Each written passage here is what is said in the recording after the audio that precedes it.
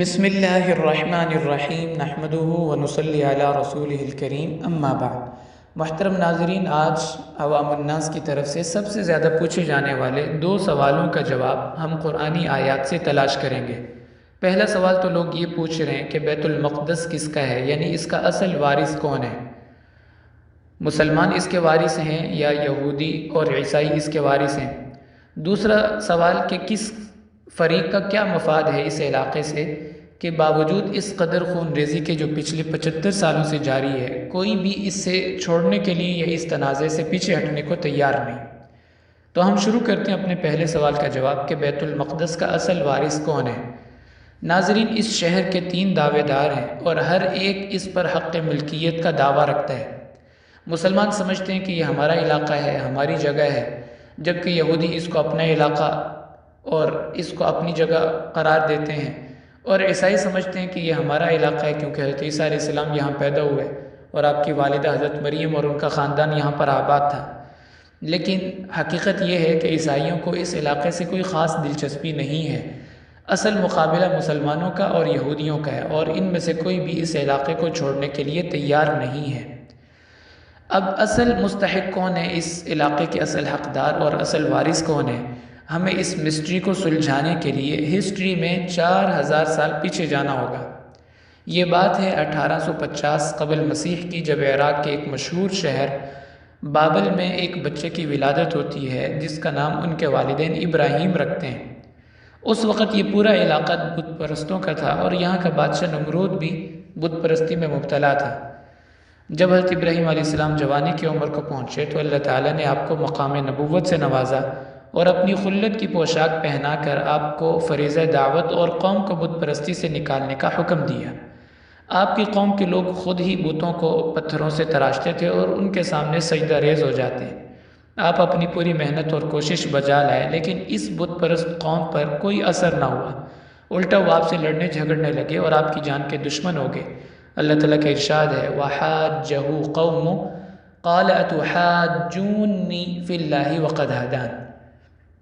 کہ حضرت ابراہیم علیہ السلام کو ان کی قوم کے لوگ بتوں سے ڈرانے لگے۔ تو حضرت ابراہیم علیہ السلام نے انہیں ہر طرح سے سمجھایا اور کوشش کی کہ کسی طرح ان کو بتوں کی نفرت اور بے بسی ان کے دلوں میں ڈالی جائے، لیکن کوئی اثر ان پر نہیں ہو سکا۔ الٹا وہ آپ کی جان کے دشمن ہو گئے اور ایک موقع پر آپ کو آگ میں بھی ڈال دیا، جس کا واقعہ اللہ تعالیٰ نے قرآن پاک میں تفصیل سے بیان فرمایا۔ قالوا حرقوه وانصروا آلهتكم ان کنتم فاعلین، کہ کہنے لگے کہ اپنے بتوں کا ان سے بدلہ لیں اور ان کو جلا دیں، تاکہ انہوں نے جو ہمارے بتوں کا حشر کیا ہے ہم اس کا مزہ ان کو چکھائیں۔ لیکن اللہ تعالیٰ کی قدرت کے وہ آگ حضرت ابراہیم علیہ السلام کے لیے ٹھنڈی اور سلامتی والی ہو گئی۔ اس کے بعد حضرت کے والد آزر بھی آپ کو جان سے مارنے کی دھمکیاں دینے لگے اور ایک موقع پر کہا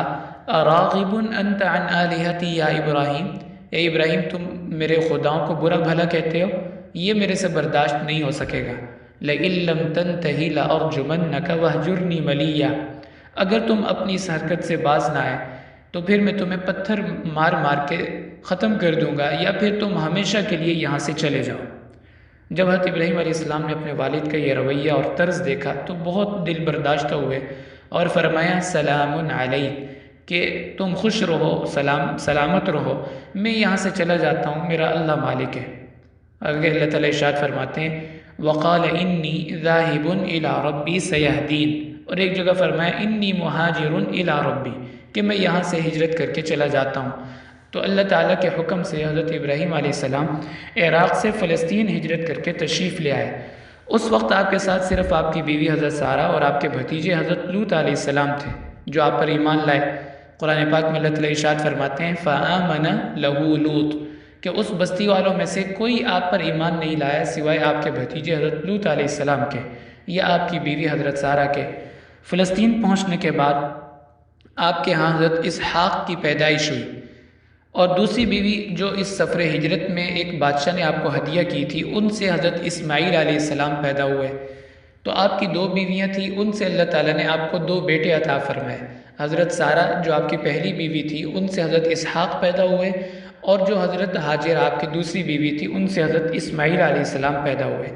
لیکن آگے چل کے ان دونوں بیویوں کے درمیان اختلاف اور سوکنوں کا جو آپس میں غیرت کا معاملہ ہوتا ہے وہ شدت پکڑ گیا اور طول پکڑنے لگا۔ اس پر اللہ تعالیٰ کا حکم ہوا کہ آپ اپنی دونوں بیویوں کو الگ الگ کر دیں، حضرت حاجرہ اور ان کے بیٹے اسماعیل کو مکہ مکرمہ چھوڑ آئیں اور حضرت سارہ اور اسحاق کو فلسطین میں رہنے دیں۔ اس طرح آپ کی آدھی اولاد بنو اسماعیل مکہ مکرمہ میں آباد ہو گئی اور دوسرے بیٹے یعنی حضرت اسحاق ان کی اولاد بیت المقدس میں آباد ہو گئی۔ حضرت اسماعیل علیہ السلام سے آگے قریش خاندان وجود میں آیا اور حضرت اسحاق کی اولاد سے بنی اسرائیل وجود میں آئے۔ یوں مکہ مکرمہ پر بنو اسماعیل کا قبضہ ہو گیا اور وہ اس کو اپنا علاقہ سمجھنے لگے، اور بیت المقدس پر بنو اسحاق یعنی اسرائیلیوں کا قبضہ ہو گیا اور وہ اس کو اپنا علاقہ قرار دیتے تھے۔ لیکن کچھ ہی سالوں بعد جب حضرت اسحاق کے پوتے حضرت یعقوب علیہ السلام کے بیٹے یوسف علیہ السلام کو بھائیوں نے کنویں میں پھینک دیا، جس کا واقعہ اللہ تعالیٰ نے سورہ یوسف میں تفصیل سے بیان فرمایا، اور وہاں سے قافلے والوں نے ان کو اٹھایا اور اپنا غلام بنا کر مصر کے بازار میں ان کو بیچ دیا، اور اللہ تعالیٰ نے پھر آگے چل کے ان کو نبوت سے بھی نوازا اور حکومت بھی عطا فرمائی۔ تو اس وقت آپ نے اپنے خاندان والوں کو فلسطین سے بلا کر اپنے پاس مصر میں آباد کر دیا۔ یوں بنی اسرائیل والے اپنے علاقے سے فلسطین سے مصر منتقل ہو گئے۔ اس کا تذکرہ اللہ تعالیٰ نے سورہ یوسف میں فرمایا، وَأْتُونِي بِأَهْلِكُمْ أَجْمَعِينَ کہ حضرت یوسف علیہ السلام نے اپنے بھائیوں سے کہا کہ سب خاندان والے سب بھائی یہاں پہ آ کے آباد ہو جائیں۔ تو شروع میں ان کے حالات مصر میں بہت اچھے رہے اور خود اپنی مرضی اور خوشی سے یہ مصر آئے تھے، لیکن حضرت یوسف علیہ السلام کے دنیا سے تشریف لے جانے کے بعد قبطی لوگ یعنی فرعونی لوگ ان پر غالب آ گئے اور یہاں سے بنی اسرائیل کی بدترین غلامی کا دور شروع ہو گیا، جو 4 صدیوں پر محیط تھا، یعنی 430 سال تک یہ لوگ فرعون کے بدترین ظلم اور تشدد کا نشانہ بنتے رہے، یہاں تک کہ حضرت موسیٰ علیہ السلام ان میں پیدا ہوئے اور اللہ تعالیٰ کو ان کی حالت زار پر رحم آیا۔ اللہ تعالیٰ کا ارشاد ہے سورۃ القصص کے اندر، وَنُرِيدُ أَن نَّمُنَّ عَلَى الَّذِينَ اسْتُضْعِفُوا فِي الْأَرْضِ وَنَجْعَلَهُمْ أَئِمَّةً وَنَجْعَلَهُمُ الْوَارِثِينَ وَنُمَكِّنَ لَهُمْ فِي الْأَرْضِ وَنُرِيَ فِرْعَوْنَ وَهَامَانَ وَجُنُودَهُمَا مِنْهُمْ مَا كَانُوا يَحْذَرُونَ کہ ہم نے ارادہ کیا ان لوگوں کے بارے میں جن کو زمین میں پیسا جاتا تھا اور کوئی ان کی سنوائی نہیں ہوتی تھی، کہ ہم ان کو اٹھائیں اور زمین کا ان کو وارث بنائیں اور زمین میں ان کے پاؤں مضبوط کریں اور ان کے دشمنوں کو مزہ چکھائیں۔ اور اللہ تعالیٰ فرماتے ہیں وَنُرِيدُ أَن نَّمُنَّ عَلَى الَّذِينَ اسْتُضْعِفُوا فِي الْأَرْضِ وَنَجْعَلَهُمْ أَئِمَّةً وَنَجْعَلَهُمُ الْوَارِثِينَ وَنُمَكِّنَ لَهُمْ فِي الْأَرْضِ ہم نے ان کو زمین میں مضبوط کیا اور ان کے دشمنوں کو جس چیز کا ڈر تھا وہ ان کے سامنے پورا کر دکھایا، کیونکہ وہ ڈرتے تھے، خواب دیکھا تھا فرعون نے کہ بنی اسرائیل میں ایک بچہ پیدا ہوگا جو اس کی حکومت کا تختہ الٹ دے گا، تو جس چیز سے وہ ڈرتا تھا اللہ تعالیٰ نے اس کو دکھا دیا۔ تو حضرت موسیٰ علیہ السلام کو اللہ تعالیٰ نے حکم دیا کہ آپ اپنی قوم بنی اسرائیل کو یہاں سے دریا پار کر کے جو ان کا اصل علاقہ اور وطن ہے فلسطین بیت المقدس، وہاں پہ ان کو آباد کریں اور ان کو وہاں لے جائیں، جس کا تذکرہ اللہ تعالیٰ نے ایک مقام پر فرمایا فَأْتِيَاهُ فَقُولَا إِنَّا رَسُولَ رَبِّكَ فَأَرْسِلْ مَعَنَا بَنِي إِسْرَائِيلَ وَلَا تُعَذِّبْهُمْ کہ حضرت موسیٰ علیہ السلام اور ان کے بھائی حضرت ہارون فرعون کے دربار میں آئے اور کہا کہ بنی اسرائیل کو ہمارے ساتھ روانہ کر دیں، ان کو بھیج دیں، ان کو ہم اپنے اصل علاقے فلسطین واپس جانا چاہتے ہیں، وَلَا تُعَذِّبْهُمْ بلا وجہ ہمیں پریشان نہ کریں۔ فرعون نے آپ کا پیچھا کیا اور اللہ تعالیٰ نے اس کو اور اس کے لاؤ لشکر سمیت سب کو پانی میں غرق فرما دیا۔ یوں بنی اسرائیل کی جو سب سے پہلی رکاوٹ تھی، پریشانی تھی، وہ اللہ تعالیٰ نے ان سے ٹال دی اور ان کے دشمن کو ان کی آنکھوں کے سامنے پانی میں غرق کر دیا۔ اب یہ لوگ دریا پار کر کے آگے بیت المقدس کے جب قریب پہنچے تو کیا دیکھا کہ وہاں تو قوم عمالقہ آباد ہے اور ان کی حکومت وہاں پر قائم ہے۔ تو اب اللہ تعالیٰ کی طرف سے حکم آیا کہ ان سے جہاد کر کے اس علاقے کو خالی کروائیں اور یہاں پہ آباد ہو جائیں۔ اللہ تعالیٰ کا ارشاد ہے یا قوم ادخلوا الارض المقدسۃ التي كتب اللہ لکم کہ موسیٰ علیہ السلام نے اپنی قوم سے فرمایا کہ یہ تمہارا علاقہ ہے، تمہاری سرزمین ہے جہاں سے ہجرت کر کے مصر آئے تھے، اب یہی سرزمین میں اللہ نے تمہیں دوبارہ آباد کرنا ہے، ان لوگوں سے جہاد کریں، اللہ تعالیٰ تمہیں غالب فرمائیں گے، فتح عطا فرمائیں گے اور یہاں سے ان کو نکال کے یہاں پہ ہم نے رہائش رکھنی ہے۔ تو آگے سے قوم والے کہنے لگے یا موسیٰ ان فیہا قوما جبارین کہ یہ تو بڑے سخت لوگ ہیں، بڑے طاقتور لوگ ہیں۔ وَإِنَّا لَن نَّدْخُلَهَا حَتَّى يَخْرُجُوا مِنْهَا، جب تک یہ خود اس علاقے کو خالی نہیں کرتے ہم یہاں آباد نہیں ہوں گے، ہم یہاں داخل نہیں ہوں گے۔ اور ایک جگہ اللہ تعالیٰ کا ارشاد ہے کہ قوم والے کہنے لگے کہ اذهب انت وربك فقاتلا انها هنا قاعدون، کہ آپ اور آپ کے رب جائیں اور جا کے ان سے مقابلہ کریں، ہم تو ان سے مقابلہ نہیں کر سکتے، ہم تو یہیں بیٹھے ہوئے ہیں۔ اس بات پر اللہ تعالیٰ ناراض ہو گئے اور 40 سال تک اسی علاقے میں ان کو محصور کر دیا۔ قال فإنها محرمة عليهم 40 سنة يتيهون في الأرض، کہ 40 سال کے لیے اللہ نے اس علاقے میں، اس وادی تیہ میں ان کو بند کر دیا۔ صبح کو یہ سفر شروع کرتے، رات تک سفر کرتے کرتے، رات کو جہاں پڑاؤ ڈالتے، صبح اٹھتے تو وہیں پہ ہی ہوتے جہاں سے انہوں نے صبح سفر شروع کیا ہوتا تھا۔ پھر اللہ تعالیٰ کا دوبارہ ان کے حال پر رحم آیا اور حضرت داؤد علیہ السلام نے ہمت فرمائی اور عمالقہ سے مقابلہ کیا، اور جالوت جو ان کا بادشاہ تھا اس کو قتل کر دیا۔ اللہ تعالیٰ کا ارشاد ہے وَقَتَلَ دَاوُودُ جالوت، کہ حضرت داؤد علیہ السلام نے جالوت اور اس کی فوج کا مقابلہ کیا، اور اللہ تعالیٰ کے حکم سے جالوت قتل ہو گیا اور یہ علاقہ فلسطین فتح کر کے بنی اسرائیل یہاں پہ آباد ہو گئے۔ اب یہ بنی اسرائیلی اپنے اصل علاقے اور وطن کے اندر گویا کہ 470 سال کے بعد واپس داخل ہو رہے تھے۔ اب یہاں آنے کے بعد بجائے اس کے کہ اللہ تعالیٰ کا شکر ادا کرتے کہ اس نے ہمیں 2 بڑے دشمنوں سے نجات عطا فرمائی، اور 500 سال کے بعد، 5 صدیاں گزرنے کے بعد اب ہم دوبارہ اپنے آبائی علاقے میں پہنچ گئے اور سکون کی زندگی یہاں گزاریں گے، لیکن ان لوگوں نے اللہ تعالیٰ کی نافرمانی اور سرکشی شروع کر دی اور انبیاء کی مخالفت اور ان کی تکذیب پر اتر آئے۔ تو اللہ تعالیٰ نے تورات میں اس بات کا تذکرہ فرمایا ہے کہ یہ لوگ اس علاقے میں آباد ہونے کے بعد بھی 2 دفعہ اپنی بدعمالیوں کی وجہ سے اس علاقے سے نکالے جائیں گے، ان کو جلا وطن کیا جائے گا۔ اللہ تعالیٰ کا ارشاد ہے وَقَضَيْنَا إِلَى بَنِي إِسْرَائِيلَ فِي الْكِتَابِ لَتُفْسِدُنَّ فِي الْأَرْضِ مَرَّتَيْنِ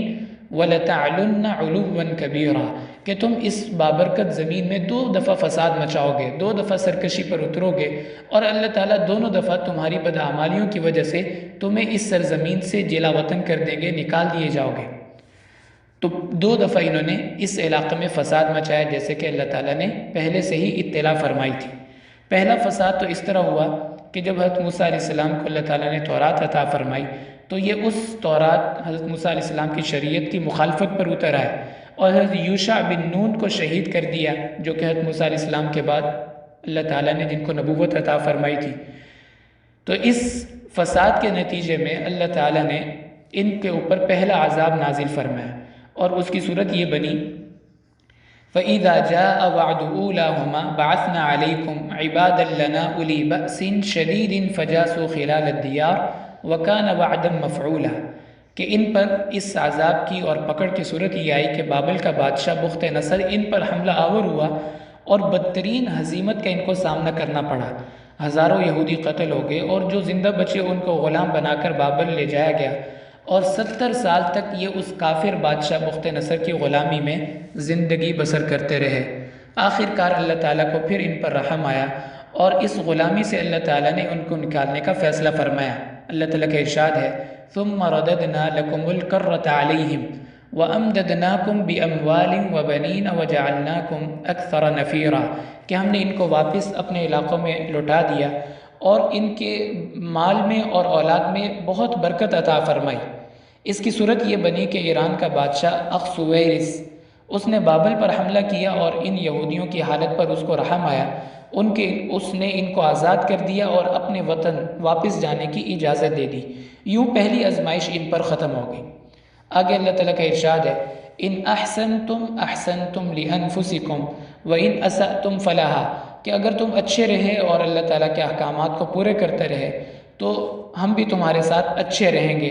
وَإِنْ أَسَأْتُمْ فَلَهَا، اگر تم اپنی سرکشی سے باز نہ آئے تو پھر تمہارا یہی اشر ہوگا۔ لیکن وہ فارسی کا محاورہ مشہور ہے جبل گرد جبلت نہ گرد، کہ پہاڑ تو ٹل سکتا ہے، پہاڑ اپنی جگہ سے ٹل سکتا ہے، لیکن انسان اپنی فطرت سے نہیں، اپنی فطرت اور عادت سے مجبور ہوتا ہے، اس کو نہیں چھوڑ سکتا۔ تو یہ لوگ دوبارہ نافرمانیوں اور بدعمالیوں پر اتر آئے اور اپنی اسی پرانی روش پر چلنے لگے، تو جس کے نتیجے میں ان کو بخت نصر کی غلامی اور ذلت برداشت کرنی پڑی تھی۔ اب وہی معاملہ انہوں نے دوبارہ سے شروع کر دیا۔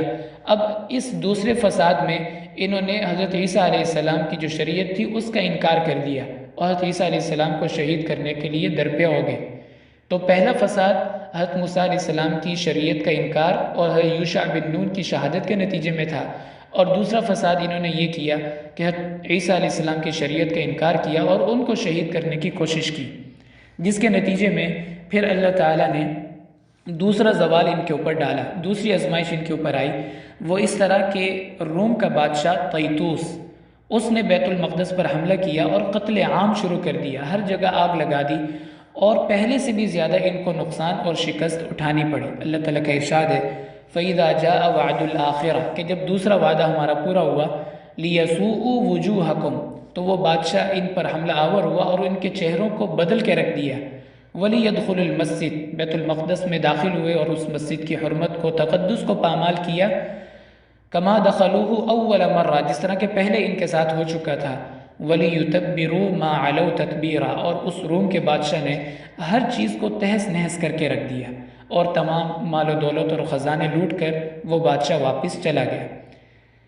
تو یہ دوسری آزمائش یا دوسرا عذاب تھا ان کے اوپر اپنی بدعمالیوں کی وجہ سے۔ اس پر اللہ تعالیٰ نے ارشاد فرمایا عَسَىٰ رَبُّكُمْ أَن يَرْحَمَكُمْ کہ ممکن ہے کہ تمہارا رب تم پر رحم فرمائے اور تمہیں اس آزمائش سے نکال دے، لیکن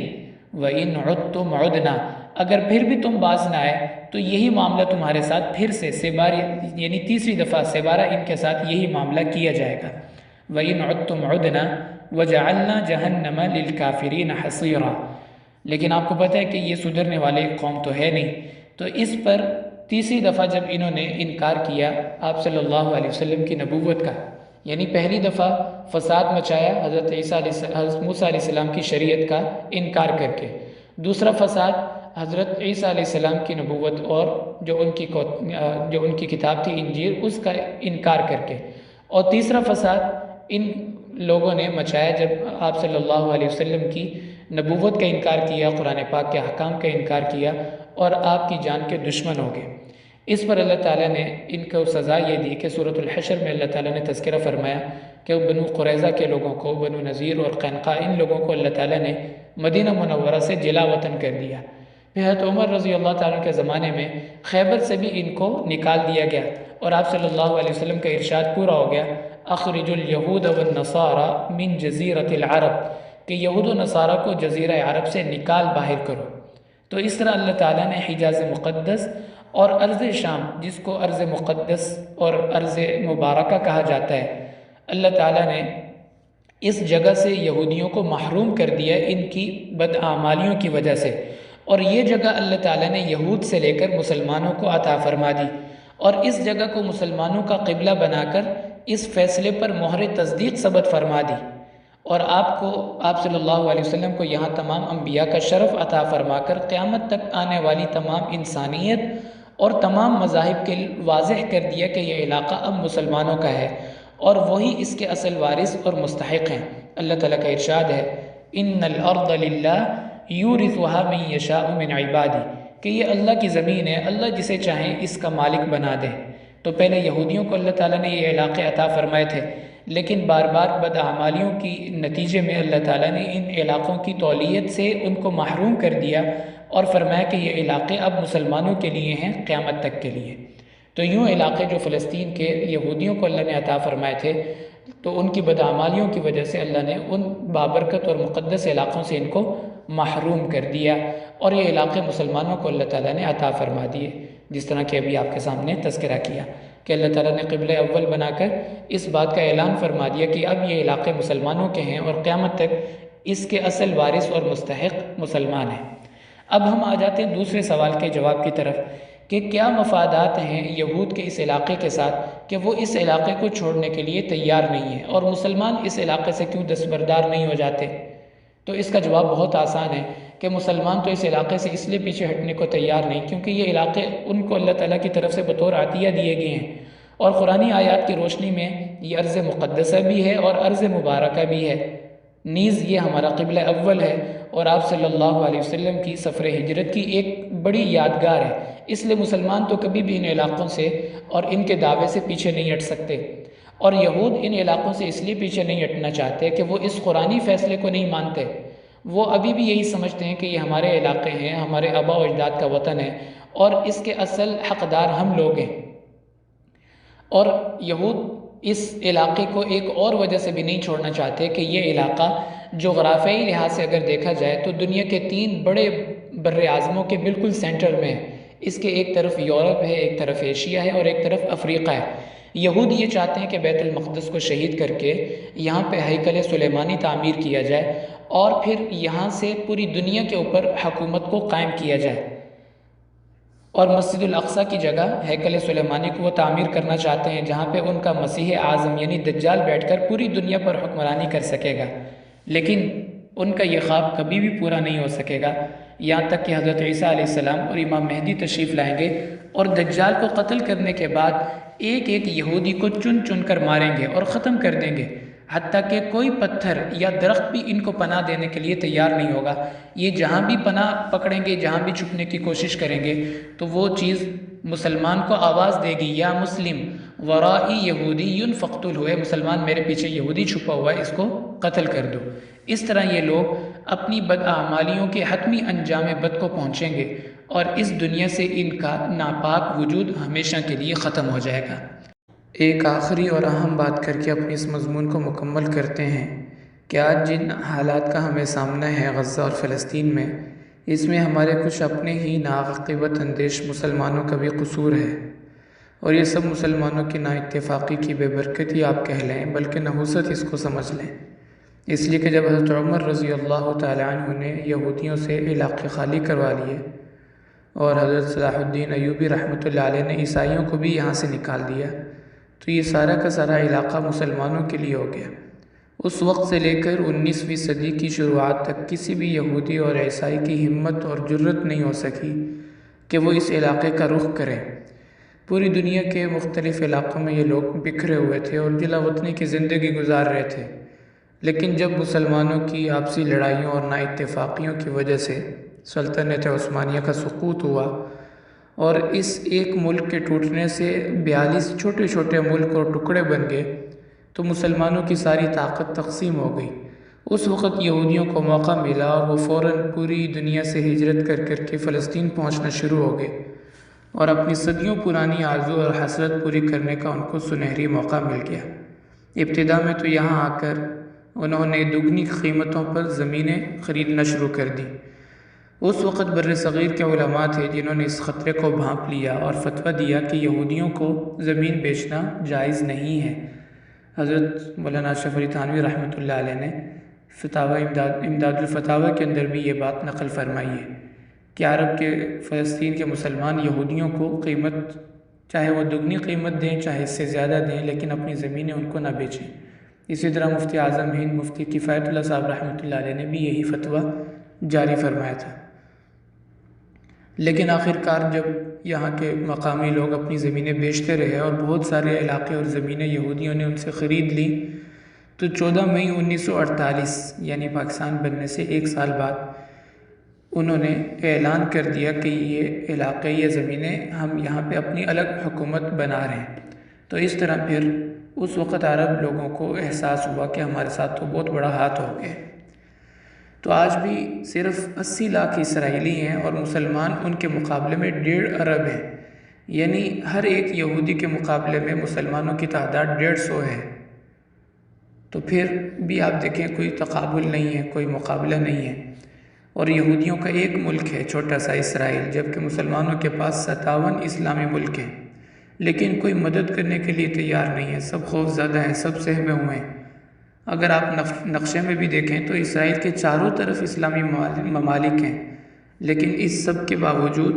وہ ان کی آنکھوں کے سامنے اپنی مرضی سے فلسطین کے فیصلے کرتے ہیں، اور جب جہاں چاہتے ہیں خون ریزی کرنا شروع کر دیتے ہیں، اور چاروں طرف بیٹھے اسلامی ملک صرف ایک تماشائی سے زیادہ کوئی کردار ادا نہیں کر سکتے۔ اللہ تعالیٰ مسلمانوں میں ایمانی حمیت اور غیرت پیدا فرمائے، آپس میں اتفاق ہو جائے تو یہ مسئلہ فلسطین ایک دن کا مسئلہ ہے۔ اصل بات یہ ہے کہ جن کے پاس اقتدار یا اختیار ہے وہ کچھ کرنا نہیں چاہتے، اور جو کچھ کرنا چاہتے ہیں ان کے پاس کوئی طاقت اور اختیار ہی نہیں ہے۔ اللہ تعالیٰ ہمارے بھائیوں کی مدد فرمائے۔